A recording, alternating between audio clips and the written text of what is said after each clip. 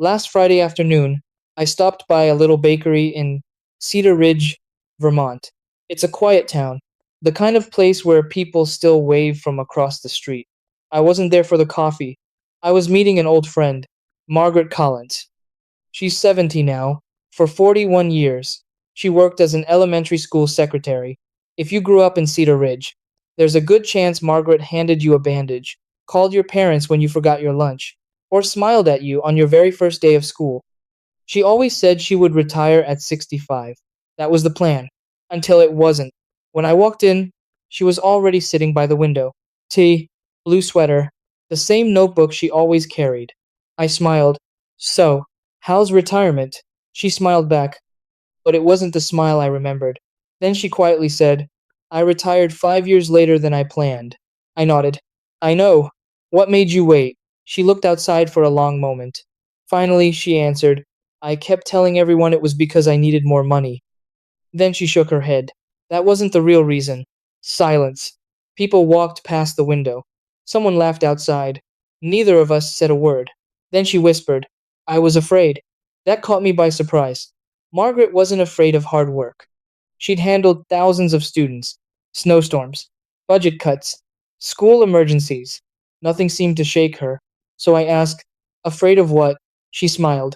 The day after retirement, I didn't know who I'd be. That sounds simple. It isn't. Most people think retirement is a money decision. Sometimes it's an identity decision. For 40 years, people called her every morning. They needed her. Teachers, parents, students. She solved problems before lunch, every single day. Then one day, all of it stopped. No ringing phone, no busy hallway, no one saying, Margaret, can you help me? She wasn't afraid of losing a paycheck. She was afraid of losing her place. But here's what surprised me. The 5 extra years didn't change that feeling. They only postponed it. One evening, after another long day at work, she opened her kitchen drawer. Inside was a small envelope. It held every retirement brochure she'd collected over the years. She laughed. Then she cried, because she realized something. She wasn't waiting for the perfect savings number. She was waiting to feel ready.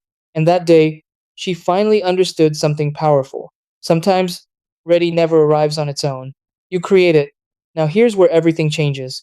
Instead of asking, can I afford to retire? Margaret started asking a different question. What am I retiring to? That one question changed everything. She joined the local library volunteer program. She started reading with first graders every Wednesday. She planted a vegetable garden, not because she had to, because she wanted to. She even learned watercolor painting. The first picture she painted looked more like a blue cloud than a lake. She laughed so hard she almost framed it anyway. For the first time in years, she wasn't counting workdays. She was collecting moments. But there's another problem nobody talks about.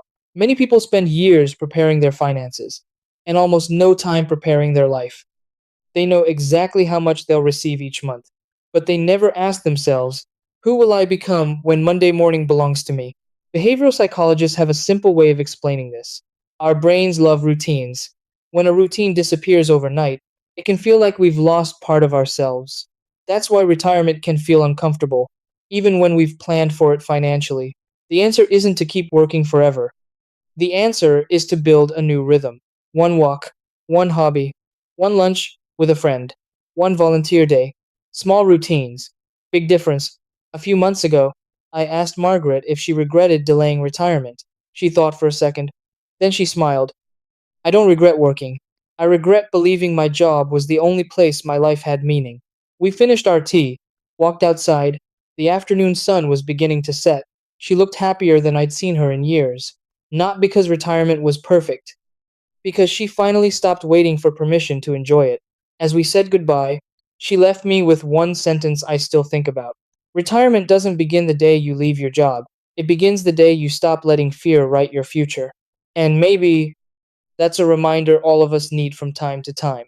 If this story stayed with you, I hope you'll join me for the next conversation.